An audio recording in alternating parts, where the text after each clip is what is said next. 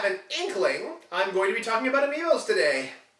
Amiibo! Hey everybody, this is Kohdok here. Well, E3 is right around the corner and I figured this is the perfect time to finally talk about Amiibos, the new creation by Nintendo that's designed to compete with things like Disney Infinity and Skylanders. Amiibos are a bit different from them, however, in that while Skylanders and Disney Infinity are created specifically for a game, Amiibos are created for the entire console. The Wii U and the new 3DS both have spots on them where these things can be read and have either some data downloaded onto them or simply be read to unlock a benefit in the game. Now, the ones over here, Luigi and Sheik, are mainly designed to be used with the Smash Brothers for 3DS and Wii U, in that they can actually store the data of your fighter character who's been customized and statted out for use in the game. Like if you want to take it to a friend's house, it has your character set up right away, whereas others here, like the Inkling, are designed to simply be recognized by the game and unlock special features inside them. We'll have yet to see if the Inkling can actually do anything beyond that. Now, the Amiibos can store one game worth of data, so while the Luigi Amiibo works both with the new Mario Party game and with Smash, you can only have the data for one of them on there. But for the things like Splatoon, or for using it in other games like Mario Kart or Hyrule Warriors, you just kind of have to swipe the Amiibo to get a little bonus in the game. Now, I personally don't have any games that use Amiibo. I know, I own a Splatoon Amiibo and I don't own Splatoon.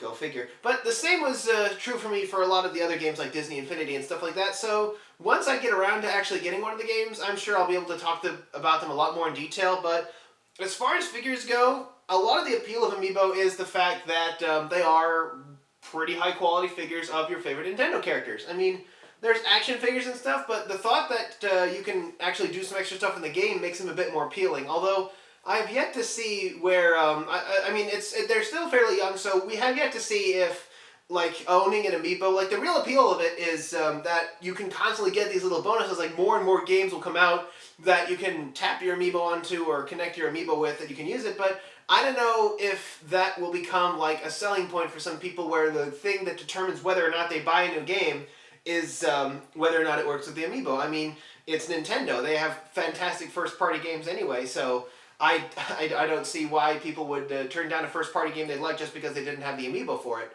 Now, yeah, it really wouldn't work with any of the other console brands because Nintendo has so much amazing first-party property that they can really make a whole bunch of Amiibos without having to go through all sorts of crazy licensing deals. However, the big problem has kind of been with how they've distributed it. Like these Amiibos I have here are all pretty easy to find, but there's some that have been more difficult to find. Like the Wii Fit Trainer or the Villager, those aren't as easy to find. They're short-run characters that run out pretty quickly. Now, this is actually a pretty common way to sell toys. It is where you generate interest by creating scarcity. It's a really common thing. I mean, Monster High did it a few years ago. These things called Beanie Babies did it, and for like nearly 100 years, baseball cards have done it. So it's hardly a new thing.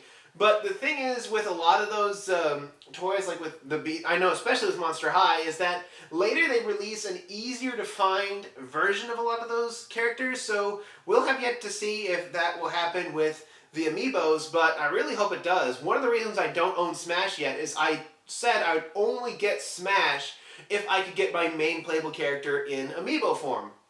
That's Jigglypuff. But it was a shortlisted Target exclusive, so I didn't get the chance to get it because they disappeared in like 5 minutes. I mean, I'm even having trouble finding these Inklings on here, and Splatoon has kind of been the Wii U's Evolve. So yeah, that's Amiibos. I don't really have a game to show them off with, and I don't really think this method they're using of creating scarcity to generate interest, I mean, it works fine with collectibles like cards and stuff, but I don't know if it works too well here, because the thing is, if they are short printing a lot of these Amiibos, then they are actually restricting access to game data in a way that is honestly a little bit frustrating, because, you know, that would be like if they, in Pokemon, they made like a ton of copies of Red but barely any copies of Blue to make it really hard and valuable to find. I mean, sure, it would be great for the people who have them, but it's not so great for the people who want to experience that additional data. Now that I think of it, you know, even if they did do a new reprint of some of the short printed ones, that would actually create a slight bit of backlash from the people who managed to get their hands on the short printed one, maybe even paid like, you know, a scalper's wildest dreams to get it.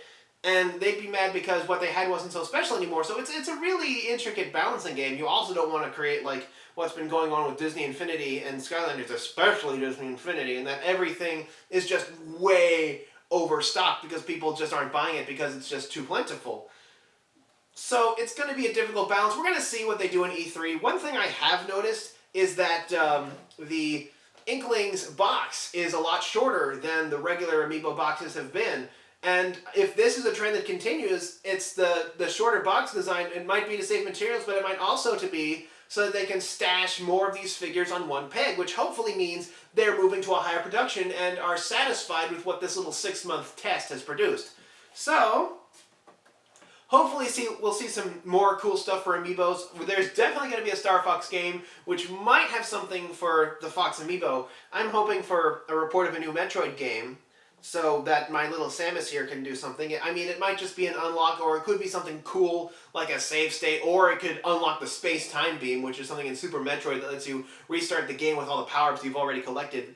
If they made that, like, legit, that would be really cool. But yeah, it's a real glitch. You can go download the emulator on your Wii and try it for yourself. They left it in. So, yeah, that's Amiibos, and until E3, this is Kohdok signing off.